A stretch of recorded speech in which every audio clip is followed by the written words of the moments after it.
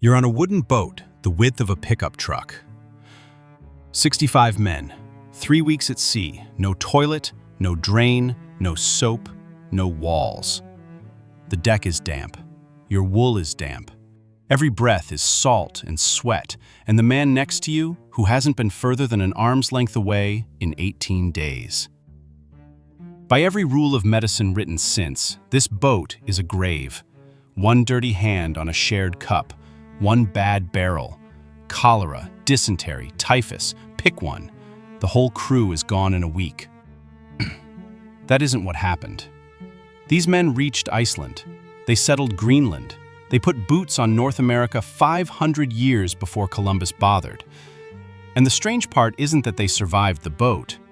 The strange part is what happens when you line them up against medieval Europe, a continent with stone cities, surgeons, sanitation laws, actual toilets. Medieval Europe buried millions. The Vikings didn't. The 12th century. The Crusades. Thousands of European soldiers, packed into transport ships bound for the Holy Land. The biggest fleets medieval Europe had ever put to sea. Enclosed decks, barrels of water stored in the dark, men stacked 3 deep below the waterline. The ships reached the coast. Many of the men did not. During the Third Crusade, more men died of disease on the ships than fell to any sword on land. Dysentery took them below deck, in the dark. Before they ever saw the enemy, they'd sailed 2,000 miles to fight. The Seventh Crusade was worse. King Louis IX's fleet, well-funded, well-organized, everything. Dysentery moved through the cargo holds like it had been invited. Louis himself died of dysentery on the next crusade, in Tunis, far from any battlefield. The problem was never solved.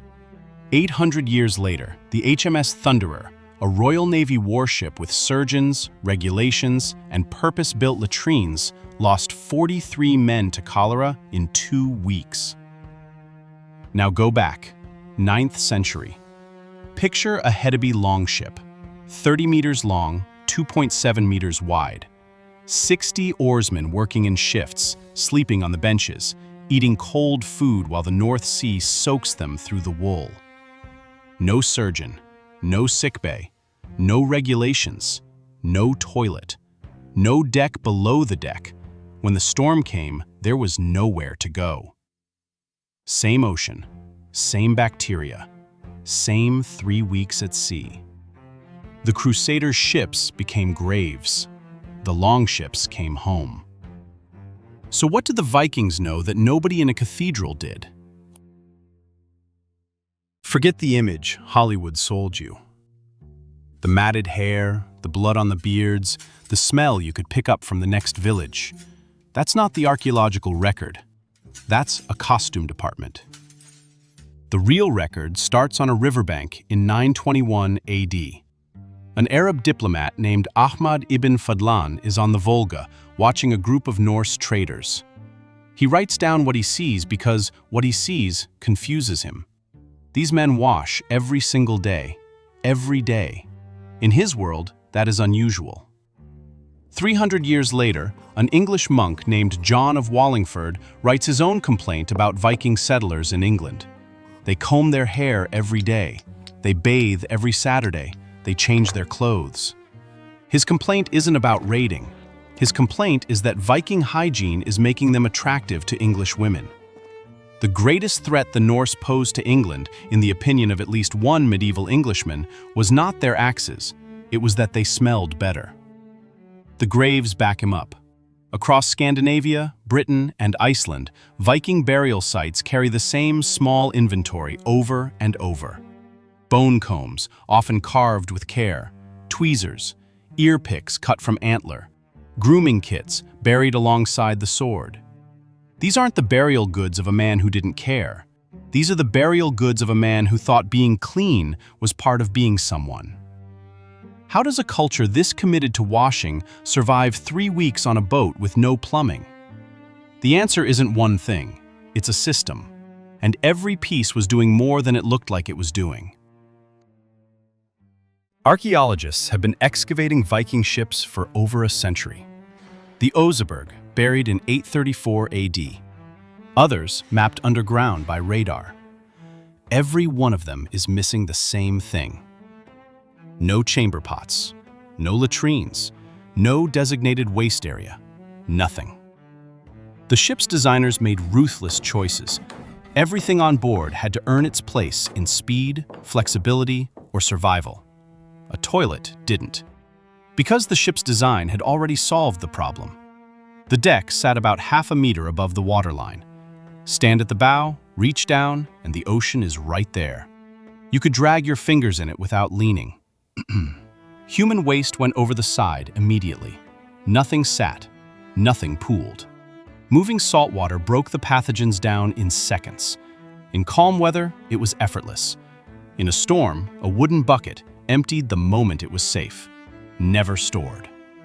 And the hull helped. Viking ships leaked. They were built to leak.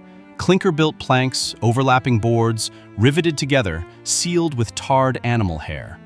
Never perfectly tight. Seawater came in through the seams all day, every day. The crew bailed as routine, the way you check a rear-view mirror. Whatever fell on the floorboards, food scraps, spills, anything organic, mixed with that seawater and went over the side within hours. The ocean was flushing the ship from the inside. The leak was the feature. Now look at a crusader transport. Deep sealed hull. Cargo holds below the waterline. Waste sitting in standing water for weeks. Those holds became chemical experiments. Bilge fever, essentially sepsis from rotting matter in stagnant seawater, killed crews well into the 1800s. Viking ship, open, leaking, rinsed by the sea.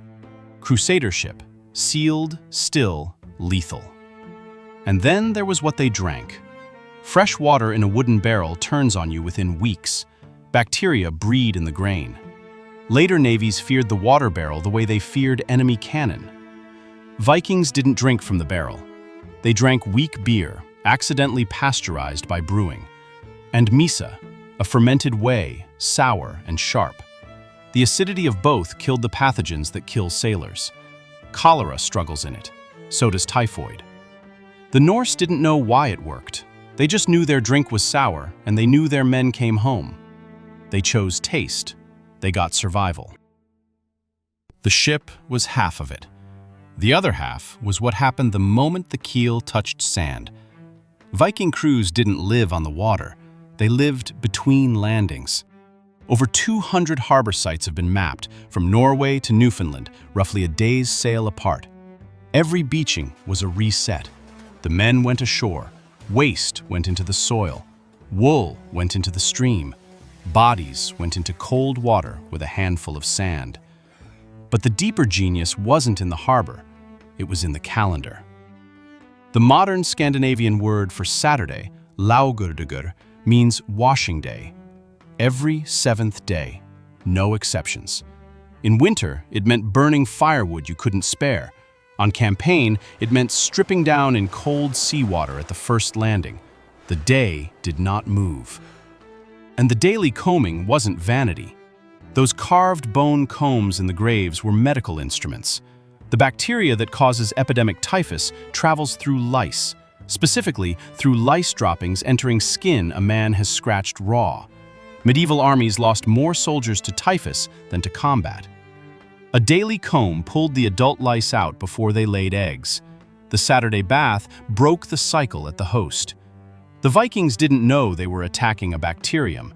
They knew a man with a dirty head got sick. At the same time Vikings were washing every Saturday, mainstream medieval European medicine was telling people that bathing would kill them. The theory was that hot water opened the pores and let bad air, miasma, into the body.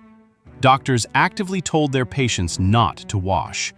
The elite used dry linen cloths to rub themselves down. The poor went to bathhouses, which the authorities then closed during plague outbreaks on the grounds that they were dangerous. Same continent, same century. One group is bathing on a schedule enforced by the day of the week. The other group is being told by its physicians that water is a weapon against them. The Viking system didn't run on laws.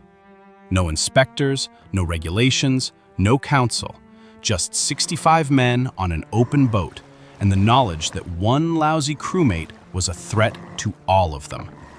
Show up on the ship unwashed, hair matted, lice in your beard? That wasn't a private habit. That was a risk to every other man aboard. And they would let you know. Reputation was currency. One man's discipline protected the crew. One man's slack endangered them. The pressure came from the bench next to yours, not from a king. Anyone who has served in a crew, on a ship or otherwise, knows this math. Written rules are slow. The man next to you is fast. Medieval Europe didn't have this. Hygiene was private when it was considered at all. Cities grew faster than the sewers did.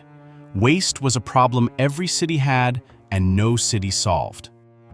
The consequences of that gap came due in 1347. The plague bacterium arrived in a European port carried by fleas, hosted by rats, and landed in exactly the conditions medieval cities had spent 300 years building for it.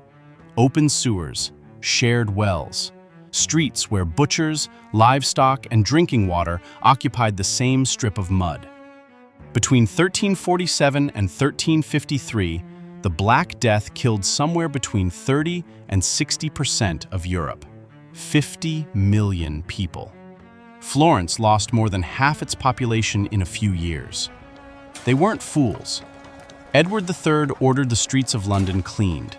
Italian city-states invented quarantine, holding ships offshore for 40 days before the crew could land. These were real responses to a real crisis. They were also reactive. They arrived after the fire started. The Norse system ran the other direction. The comb came before the lice. The bath came before the infection. The waste went over the side before it could sit. Two cultures facing the same parasites. One built the ritual, the other waited. Picture a Viking harbor camp at dawn. A small fire. Steam off a wooden basin. A man kneels beside it. He cups water to his face.